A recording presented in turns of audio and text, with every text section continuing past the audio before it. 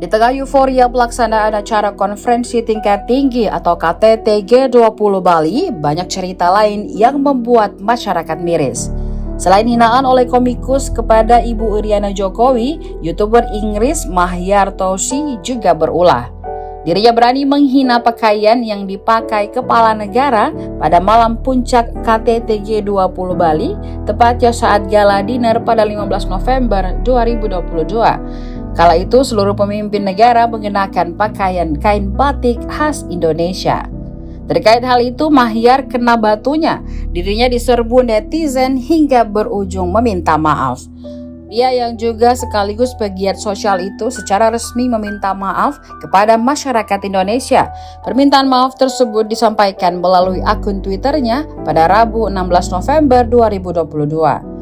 Mahyar mengaku sempat mendapatkan ancaman pembunuhan dari warga Indonesia. Bahkan ia mengaku pejabat pemerintahan Indonesia memberikan ancaman kepadanya. Namun hingga kini belum diketahui siapa pejabat pemerintah Indonesia yang memberikan ancaman tersebut. Dalam permintaan maafnya, Mahyar mengaku dirinya tak berniat menyinggung tradisi dan budaya manapun. Ia menyebut semua budaya dan tradisi memiliki karakteristik dan keunikan masing-masing sehingga tidak boleh dihina. Mahyar Tousi mengaku hanya berniat membuat lelucon tentang Perdana Menteri Inggris Rishi Sunak dan Perdana Menteri Kanada Justin Trudeau.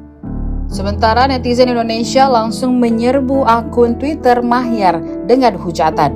Namun amarah warganet tak berhenti sampai di situ. Kini netizen Indonesia gantian menyerbu kanal YouTube Mahyar Tousi yang memiliki 260.000 subscriber. Video terakhir Mahyar pada 16 November 2022 itu kini dipenuhi oleh komentar warga Indonesia.